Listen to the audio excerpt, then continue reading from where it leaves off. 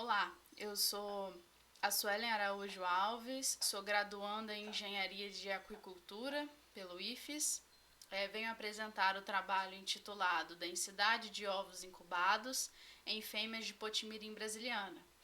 Esse trabalho tem autores a Juliana Máximo Siqueira de Souza, eu, Caio Henrique do Nascimento Ferreira e o Bruno de Lima Preto. Dando início à nossa apresentação, a gente tem uma informação pertinente e importante que nos diz que a espécie Potimirim brasiliana é endêmica do Brasil. Existem registros que constatam a presença do Potimirim brasiliana pelo litoral, desde a Bahia até Santa Catarina, né? Crustáceos de pequeno porte, atingindo comprimento máximo de 150 milímetros, de acordo com Mello em 2003. O Potimirim brasiliana, comparados às outras espécies, ele é um animal de pequeno porte, 150 milímetros é bem pouco. Filtradores. O hábito alimentar desses animais é filtrar partículas, né? Então, eles utilizam matéria orgânica particulada como alimento. Isso é um hábito alimentar importante, curioso, porque, sendo assim, os animais, os potimirins brasilianas, são animais sensíveis a mudanças fisiológicas, a mudanças químicas, biológicas e físicas da água. Então, puxando o gancho com funções ecológicas, ele é um animal importante para a manutenção dos ecossistemas naturais, porque onde ele está localizado, né, existe e tem que existir uma boa qualidade daquele ambiente, né, tendo em vista que o seu hábito alimentar são filtrar as partículas de matéria orgânica. Densidade de ovos incubados.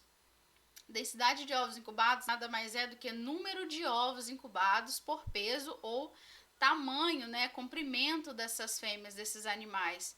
Geralmente a gente utiliza o termo fecundidade para poder discriminar esse parâmetro. Numa afirmação de Rocha e colaboradores em 2013, ele afirmou que há relação direta com o tamanho das fêmeas e com a latitude em que estas ocorrem. Bom, a partir daí inicia o nosso trabalho, verificar se de fato há relação direta com o comprimento, né, das fêmeas, variados comprimentos, e com o peso desse animal, se tem relação de fato com a quantidade de ovos que esse animal carrega. Então, sendo assim, verificamos a densidade de incubação e dimensões dos ovos em fêmeas de camarões Potimirim brasiliana do Rio Itapemirim. Como foi feito isso? O primeiro passo que a gente deu foi a coleta de fêmeas ovígeras. As fêmeas foram coletadas nesse ponto vermelho localizado no mapa da bacia hidrográfica do Rio Itapemirim e, posteriormente, esses animais foram insensibilizados em água com gelo.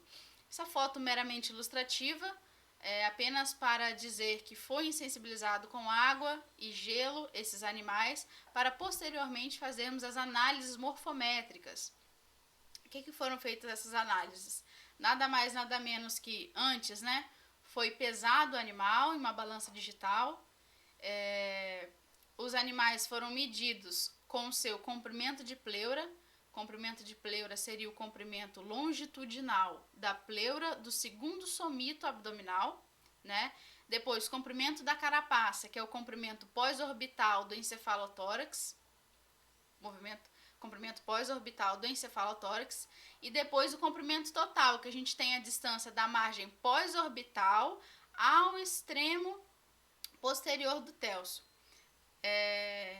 Aí, nessa imagem, a gente pode ver que os comprimentos foram feitos através de um parquímetro digital.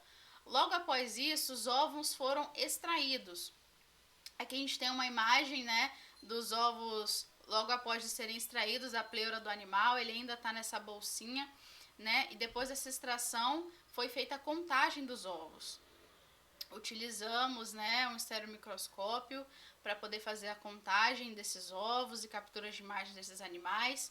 Depois das contagens, fizemos a relação densidade de ovos incubados versus o peso, o comprimento de pleura, de carapaça e o comprimento total, que daí sim foram as nossas análises e parâmetros para esse trabalho.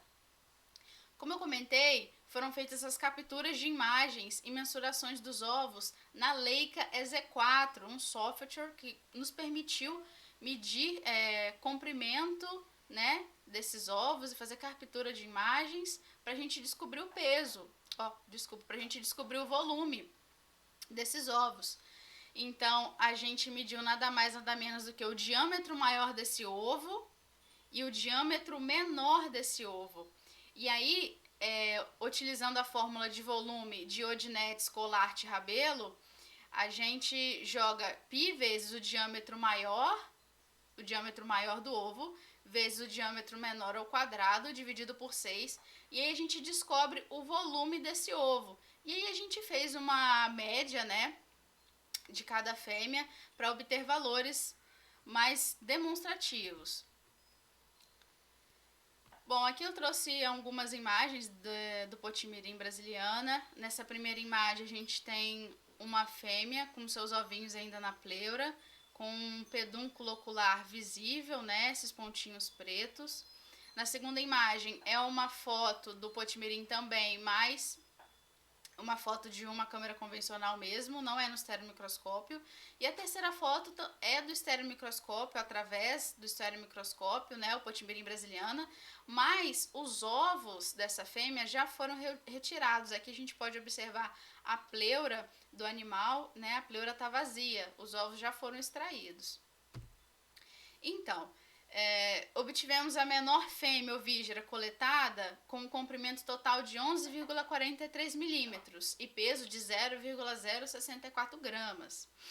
O maior detinha um comprimento total de 19,10 milímetros e o peso de 0,150 gramas.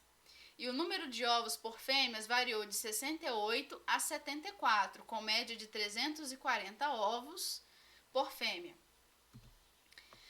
Aqui a gente tem uma tabela que nos evidencia a relação de quantidade de ovos, o peso, o comprimento da pleura e o comprimento da carapaça e o comprimento total, né? Os parâmetros de número de ovos, relação com grama, número de ovos, comprimento da pleura, e número de ovos, comprimento da carapaça, e número de ovos e o comprimento total. Temos valores médios, temos o desvio padrão, coeficiente de variação, máximo e mínimo. A gente pode ver quando existe uma diferença muito grande, né, quando a gente olha a média de número de ovos por grama e quando a gente olha o número de ovos por comprimento total, por exemplo. Existe uma diferença muito grande. Seguido de a nossa análise de variância, a gente pode observar valores não tão significativos quando a gente observa o R ao quadrado do comprimento de carapaça em relação ao número de ovos e o comprimento total em relação ao número de ovos. Quase nada significativo, mas quando a gente compara peso das fêmeas e número de ovos, comprimento de pleura um pouco, mas mais peso das fêmeas e comprimento de ovos, a gente tem um R ao quadrado de 0,66 aproximadamente. É um valor interessante, é um valor importante, e a gente pode ver que os valores, os dados estão alinhados, estão mais perto da linha, né? Os nossos pontinhos azuis nesse gráfico. Então, aí a gente consegue comprovar e chegar um pouco mais perto a dizer que a quantidade de número de ovos, sim, tem a ver com o peso das fêmeas. A gente tem, em relação aos volumes, baixos volumes, larvas pequenas e pequenas dimensões, quando comparados a Macrobrachiungelsky, por exemplo, né, que são animais que possuem ovos grandes em relação a ovos volumosos, né, diâmetros grandes também.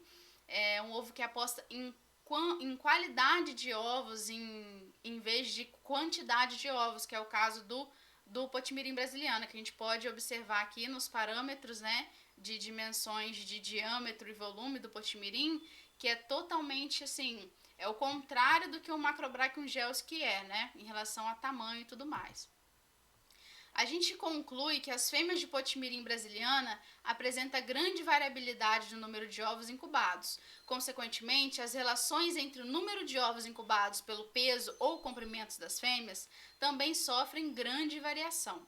A quantidade de ovos possui relação direta com o peso dos animais, que se confirma ao observar o coeficiente de determinação da curva, como eu comentei. Aqui estão as referências, meu contato e muito obrigada pela oportunidade.